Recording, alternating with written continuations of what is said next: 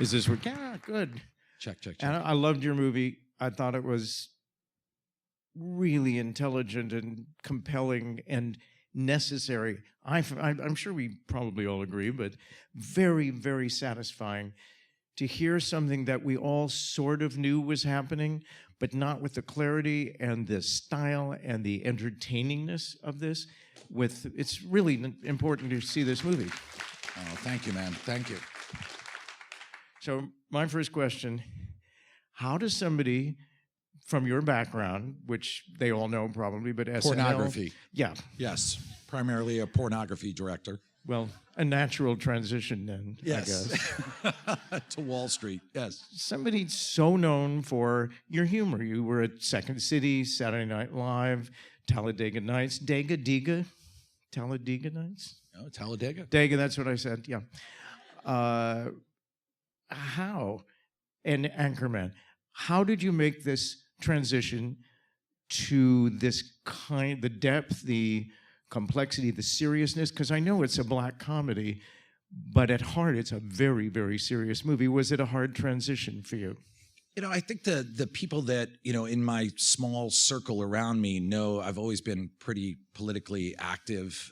You know, through the years, I've written for Huffington Post. I used to write for Michael Moore years ago. You know, when I was at SNL, I wrote a lot of the political cold openers. And even with Funny or Die, the website I do with Will Ferrell, we've done a bunch of political pieces on there. So it's always been a part of what I've done. And as silly as our movies are, you know, we wrote Talladega Nights after Kerry lost to Bush. And Ferrell and I were in a deep, deep funk. And we wanted to understand this kind of red state pride, and that's why we made that movie. And even the Anchorman movies were sort of about what the hell happened to broadcast journalism, you know? So as silly as those movies were, we always had a kind of point of view behind them.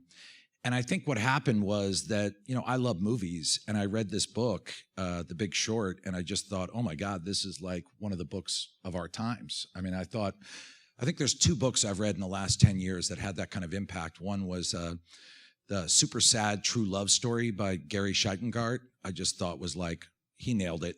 And then the other one was The Big Short.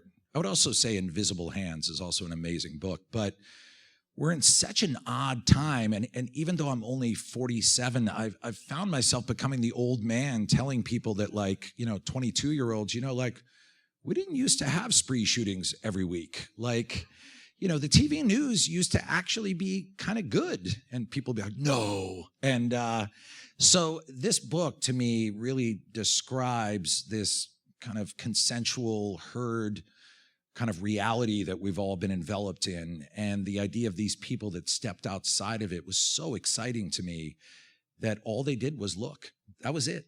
That was the only thing they did was look.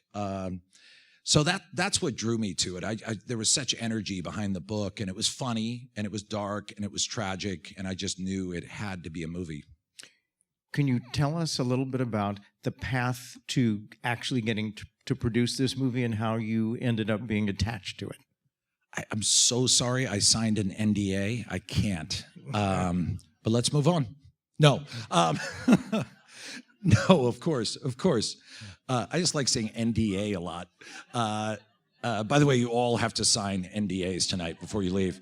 Yeah, it was crazy. I read the book, and I told my wife, I go, oh my God, this book just, you know, I read it in one night, and then I just thought, well, I'm the guy who did Step Brothers, so forget it. And I let it go for like 2 years.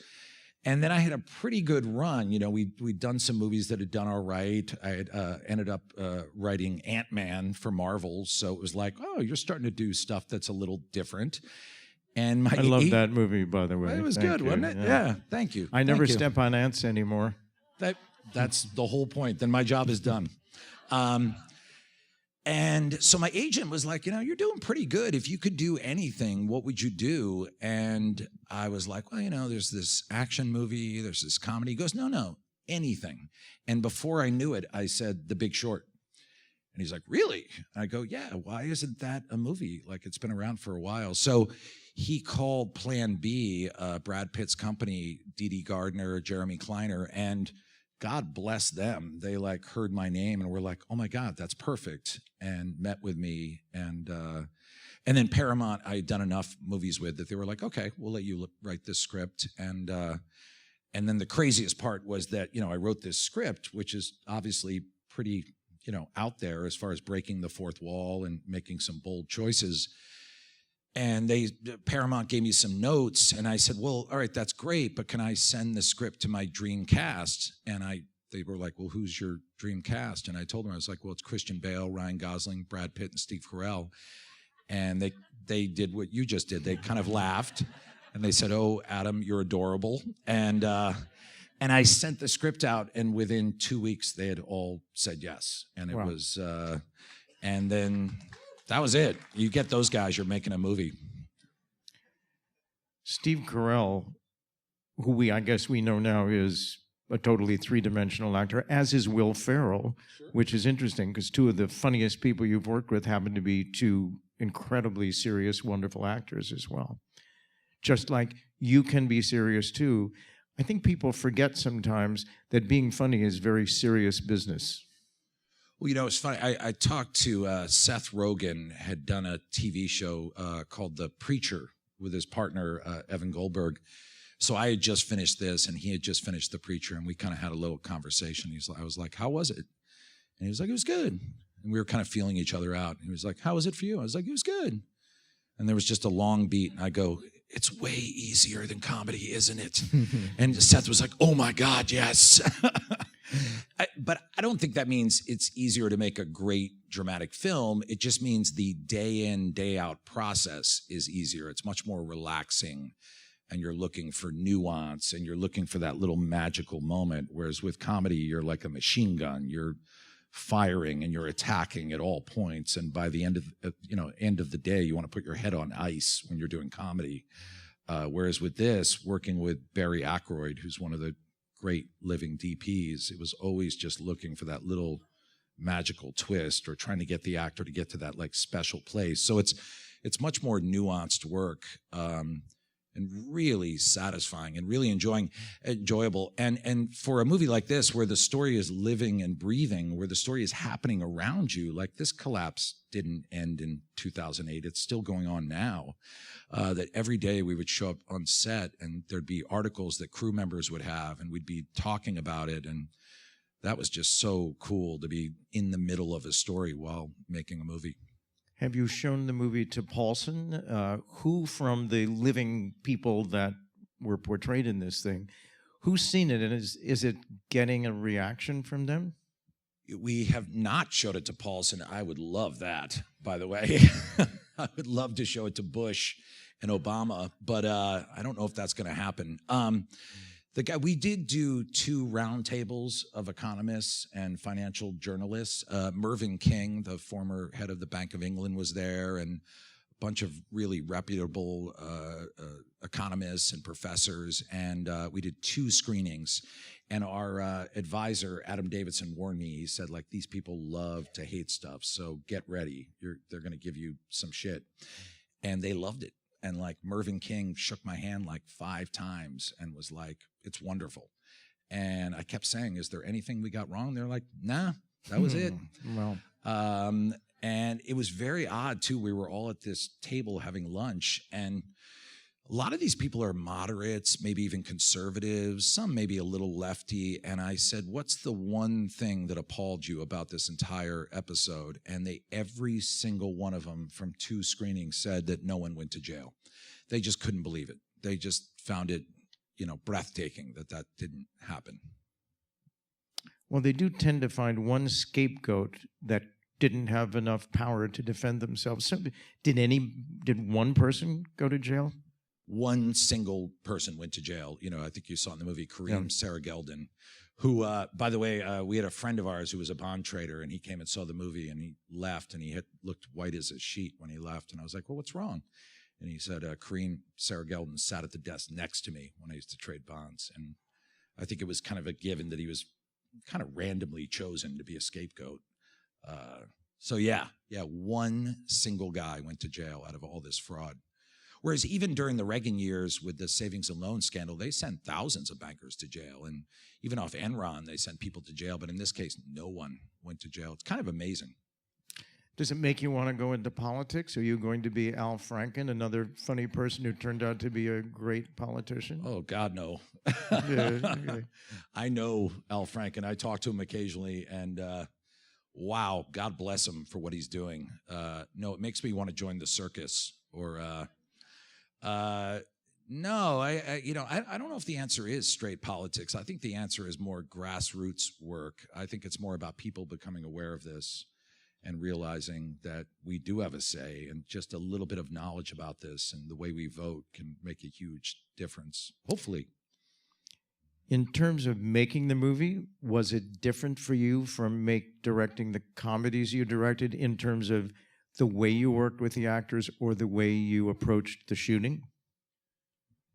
Yeah, what was great about it was that, I got to really get into the fine tuning of everything, so that, if I'm doing a comedy, I have to have this scene that's coming to life. I have to have actors like shooting electricity off each other every second.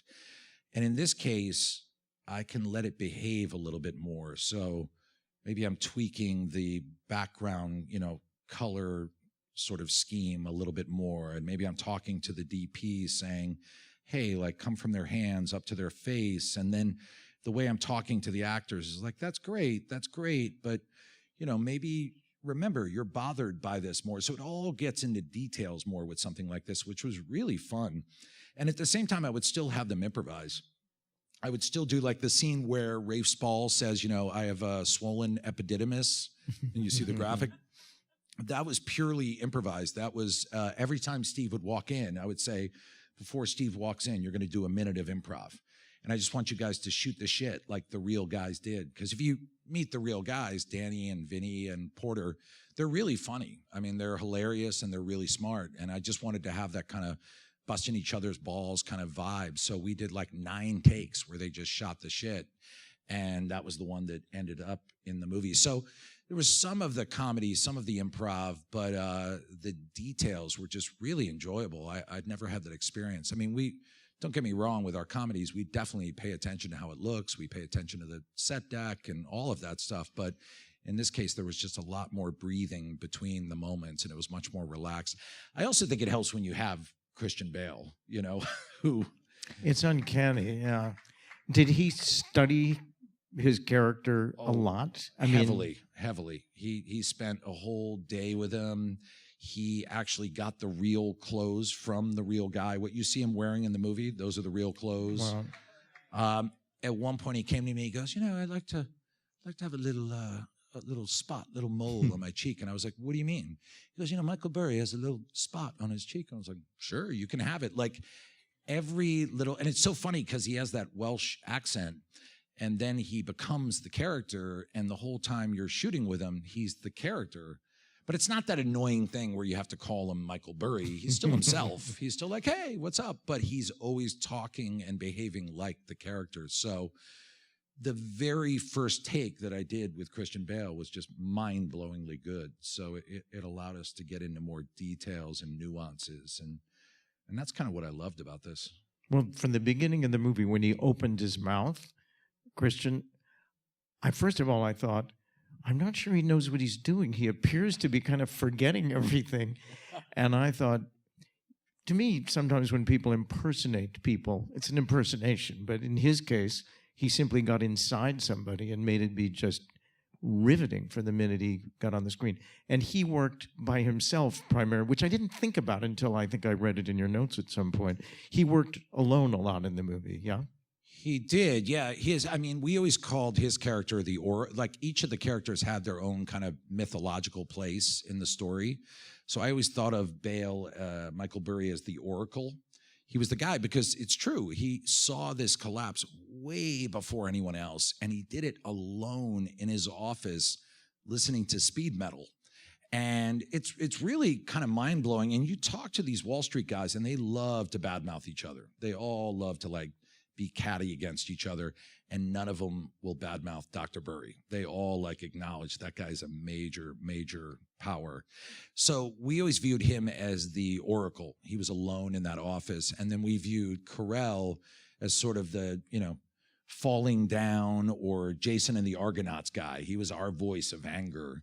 And then the kids, Jamie and Charlie, were Rosencrantz and Guildenstern. They were sort of the clowns sort of following at the end of the stories. So yeah, Bale was incredible. And Carell too, man. Carell really studied the guy he was playing. And I thought the guy he's playing is actually in some ways more cartoonish than what Carell did. The guy he's playing is very funny and loud and kind of commands a room. And I thought Carell did a great job of finding that sort of aggressive attitude while still showing the kind of hurt that was beneath it. Because he to me was kind of the emotional center of the movie. Was it different working with him in his part than working with the other actors? Did they need to be treated in a different way by you, the director? I mean, I think Carell had this hunger, this kind of need to go for the take where you get it. That was more than anyone. He just was like driven to go like, that's not it. That's not it. That's not it. And after the first couple takes I did with him, I was like, wow, he's right. There's more to be had here. So it became this fun game of me kind of pushing him and him pushing himself. And it was really cool because we could tell, like, when he would hit it, I'd be like, right? And he'd be like, yeah, okay. He never wants to say it's good.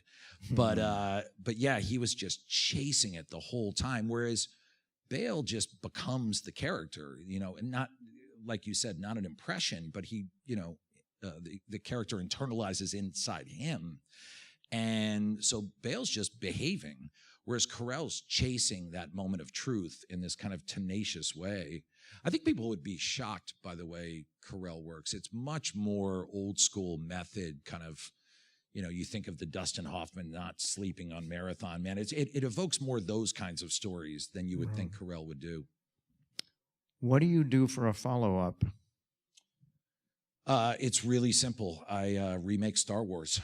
And I have a couple ideas I'm kicking around. I mean, the fun thing now is that I have a sort of darker idea I'm playing around with about sociopaths and sort of a near future world about sociopaths. Then at the same time, Farrell and I are kicking around an idea where Farrell and John C. Reilly are two hapless guys who decide to go down and defend our border. And, is anybody Donald Trump? Exactly. And they end up getting, during a firefight with the narco traffickers, getting flushed over into Mexico, and then have to illegally immigrate back into the United States. So I got to say, I really like the idea of that. And the big discovery with this movie that I was really surprised by was I've always loved that handheld Barry Ackroyd Greengrass style of shooting, but I never thought you could get laughs with it. I always thought the style was so present and took up so much mental space for the audience that you couldn't get laughs. And I was really pleasantly surprised to see that you can get some big laughs off of it. So I'm kind of curious, like maybe you could shoot a comedy like that. So although easily in 2 years, we could be sitting here saying that didn't work.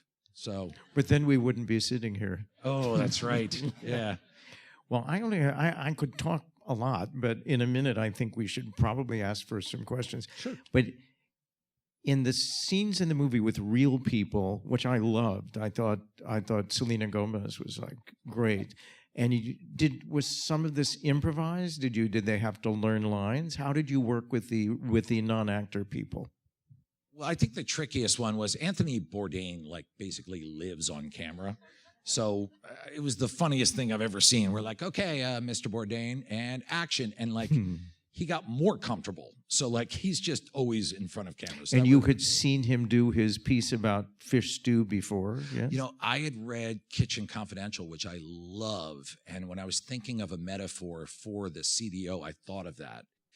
And I thought, well, since I thought of it from his book, it has to be him. Otherwise, that's no good. So we desperately pursued him. And he was supposed to be like in Vietnam, like the next day. And we're like, we'll do whatever you want. Like, we'll get you. So we begged and pleaded. And sure enough, God bless him, he came in for like 3 hours and shot that.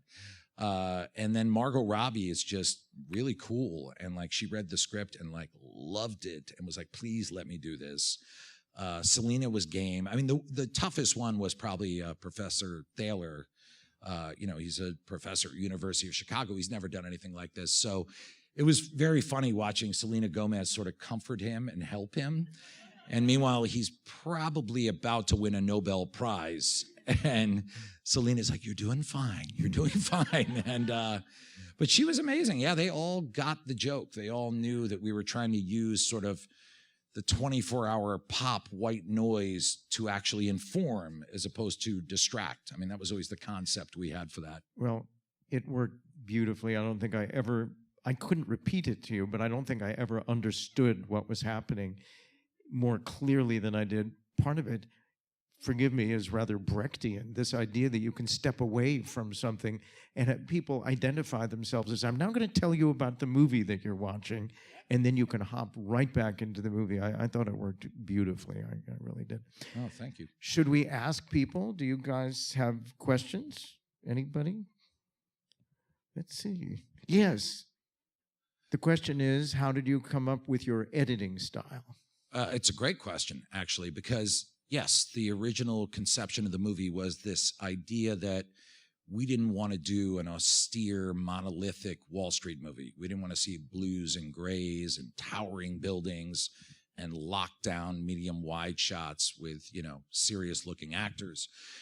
We've seen those movies before and they've been done really, really well. But our idea was that these guys are weirdos. They're outsiders. And we wanted to go inside what they're doing and hear the kind of sweat and the rumpleness and see their bad clothes. And so I brought in Barry Ackroyd, who's, one of my all-time favorites. Hurt Locker, among other great movies. Yeah. What's that? He did Hurt Locker. Oh, yes. My God, I love Hurt Locker. Captain Phillips. I actually, United 93, I think, is an all-time masterpiece. That movie blows me away. But he's incredible. So the trick was we shot this kind of ambitious thing of this verite style that would also occasionally kind of blend into more formalistic shooting when you have the explanations. And so we needed the perfect editor, and we found this guy, Hank Corwin, who is just amazing. He, the best editor I've ever worked with. He did Tree of Life.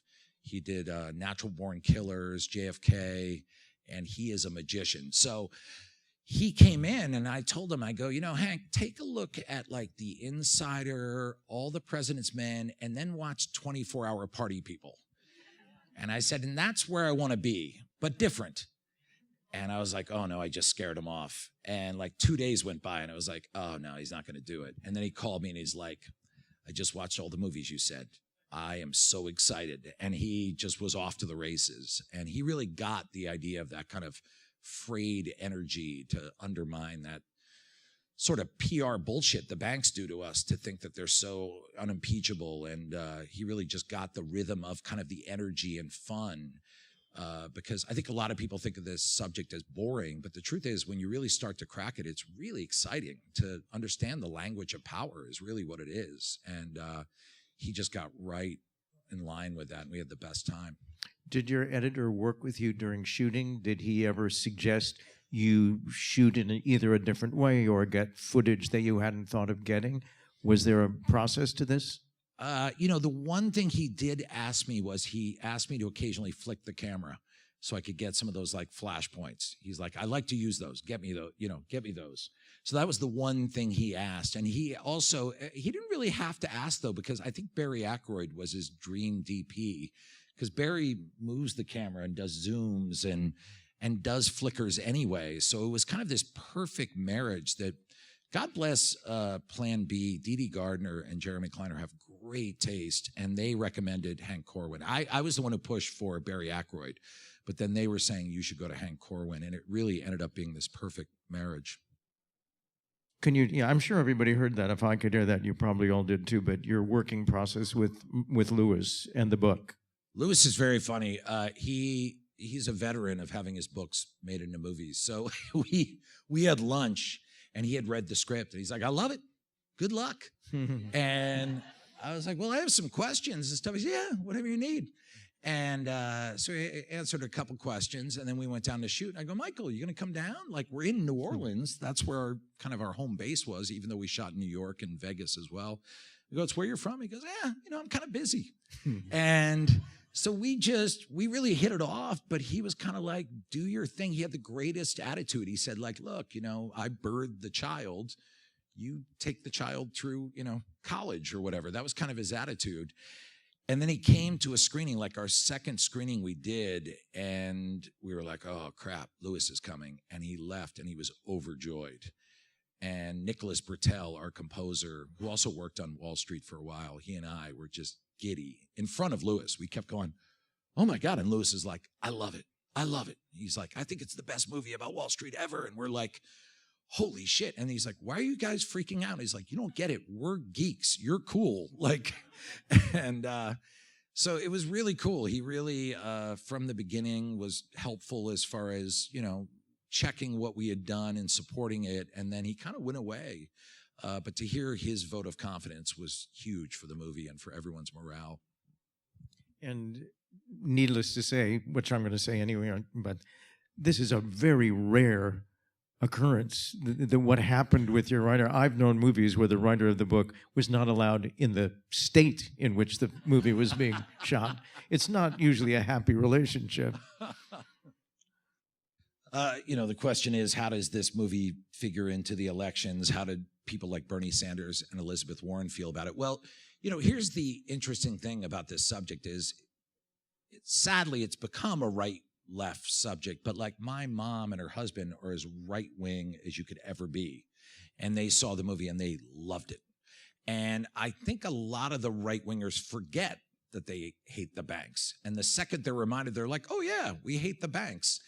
And I think a lot of the Dems forget that we hate the banks. We go, oh, Hillary's all right. She takes some money from the bank. Oh, wait, we hate the banks. So we really went out of our way not to make this a right-wing, left-wing movie. This is just math. I mean, that's really all it is. And we should not be voting for anyone who has taken tons of money from these banks, because they're no fools. And if they're giving someone tons of money, they know they're getting a return on it. There was a study done, I think in the past couple of years, that showed that every dollar of lobbying that these companies put out, they get $1,000 return. It's 1,000 to 1 return on their lobbying dollar. And I think until we all just say, like, if you take money from banks, I'm not voting for you. If you take money from oil companies, forget it. It's over. I'm not playing the game with you. It won't stop. Or certainly we should all be demanding campaign finance reform. I'm amazed that that's, to me, the most no-brainer position that every right-winger and left-winger can agree on is, like, get big money out of politics. So I would love it if Bernie Sanders saw it. I would love it if Elizabeth Warren saw it. But I would also love for, I'm not going to say Donald Trump. I don't know if I'd be happy about that. But I would love it for for John McCain to see it, for, Mitch McConnell, any of those guys. I feel like everyone in D.C. should see it, but I don't know if that's going to happen. Is there a candidate out there of any of the 35 possible candidates that you have any faith in might actually help promote reform, regulatory reform? Is there anybody out there? I mean, I'm just in the primary, and the primary is the primary. I just love that Sanders takes no money from any banks or oil companies. I really do. It's just, he takes zero. And to me, you can't beat that. So is he going to win? I don't know. I mean, why does Hillary Clinton take so much money from these banks? It's a bummer. And her track record is not great on regulating. I really like her too. I think she's a tough lady, and I think she's really good at what she does. But I don't know, man. If I went to see my dentist and he was like, yeah, hey, Hershey just wrote me a check for 20 grand, I'd be like, I don't know if I'm seeing you anymore. Like, I just got a hard time getting excited about that. I mean, clearly it's a payoff. It's a legal payoff. It's bullshit. We shouldn't accept it. We really shouldn't. It should just be over with. And I get it. It'd be fun to have a woman president, and Hillary's an ass kicker, but like, it's a little gross. And then I saw her on some talk show. I can't remember, it was Colbert or something like that. And they said, like, Hillary, would you bail out the banks? And she was like, no, no, no. And it's like, you're full of shit. Like, you have to bail out the banks at this point. The answer should be, I would make it so we don't have to bail out the banks. But if the banks are going to go under, you have no choice. You have to bail out the banks because there'll be chaos in the streets. And the answer should be, I'm going to put in capital requirements so the banks don't ever have to be bailed out. So I was really bummed when I heard her say that. I just felt like it was pandering. It was hacky. However, don't get me wrong. She does a lot of other great things. And, Ben Carson. Maybe you could work on her. What's that? Could we get you together with her and you could She work would on not her a want to little meet bit? with me. But Ben Carson and Donald Trump are on Mars. So that's the other side of it. Don't get me wrong. But I do think campaign finance reform and don't take money from banks should just be basic qualifications for any candidate before we go any further. Anybody else? Yeah. Yes? That's my favorite. Can we somehow get her a microphone? Should you I? hear deafening music? Are you talking about the heavy metal? Well, Is that a criticism or did you like it? Ah. I would say this. Sometimes in the heart of us, looking at issues that, relate to our democracy, relate to the framework of the way we live as a modern society, what separates us from the way we lived 1,000 years ago, all the institutions and mechanisms that we built up that have been flooded with corruption. Sometimes you got to just fucking blare when the levee breaks. That's it. No, I'm sorry. I'm kidding. Anger. It's about anger. And I think the speed metal for Burry, that really is what he listened to. So that is actually just accurate. That song that he plays drums to by Demons Be Driven is really the song that he listened to for like 2 years straight. And I think When the Levee Breaks by Led Zeppelin in the end is just a little bit of a call for anger. Like, let's wake up. I'm sorry if it offended you or bothered you, but that was the intention. Can you tell us a little bit about Christian Bale in the scene where he plays the drums? I thought that was pretty interesting. Well, yeah, I don't know if you know this story, but he, 2 days before we started shooting, he blew out his knee jumping on a trampoline with his kid. And he said he always downplays everything. I tweaked my knee. And then he showed up in New Orleans, and 2 days later he said, I got up in the middle of the night and I tweaked my knee again. And I was like, sounds like you twisted your knee. And then I saw him, and his knee was the size of a ladies' basketball. It was gigantic. And I said, Christian, you didn't tweak your knee. You have to get that checked out. And he was like, oh, yeah, it's fine. Don't worry. As long as I hold it in place. I go, Christian, you have to play speed metal double kick drums, and you have to swim laps. I go, I got to get you a double. This is crazy. Oh, no, I don't do doubles. I don't do that.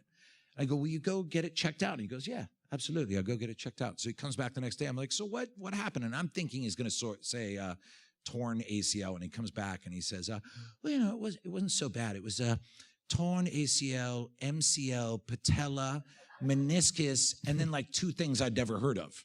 And I was like, Christian, you just described a catastrophic knee injury. Your entire knee is blown out. Oh, yeah, it's not so bad. It's not so bad. So we brought in doctors and we're like, he can't do this. And the doctors were like, no, he can't, but he's insisting on it. And he would go practice those drums every day with a completely destroyed knee. And he would swim those laps. So on the day that we shot the drums, which by the way, he'd never played drums before. So he had 4 weeks of lessons, and the drum coach told him, this is some of the hardest drums next to jazz that you can play. It's double kick drum. No way you're going to be able to learn this. And he goes, oh, yeah, let's just keep going. Let's keep going.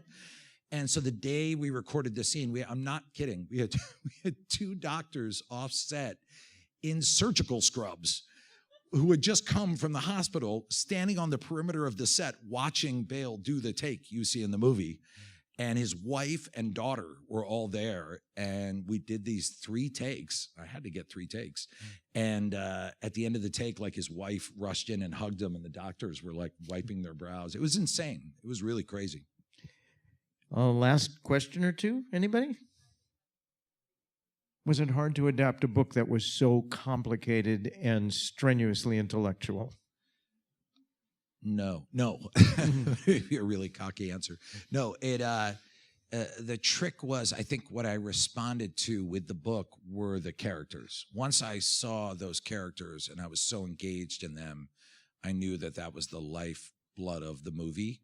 The only drag was having to cut out so many great sequences from the book. I mean, I love the description of the president of AIG or the CEO of AIG going around yelling at people because someone had left a weight off the weight rack. And there were so many great examples of just the twisted hubris of the big banks that I just loved in that book. But I kind of knew from the beginning it had to be the characters. And the characters were so well written and so well drawn that they're really what drove me through it. I was so invested in them.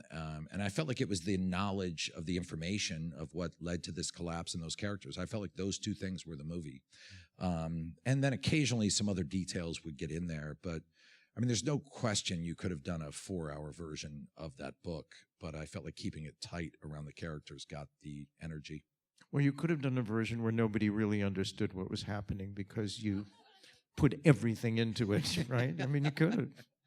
Just to be annoying, we should have done the whole movie in German. There's still time. Okay. Well, thank you, everybody, for coming. Thank you, everyone. I appreciate it. And thank you for making a movie that should be seen. And unlike many movies that should be seen, it's actually really fun to see, as challenging as it is. So thank you. Give it up to Mr. Balaban, too, by the way. Thank you so much for doing this. This was a huge treat. Yeah.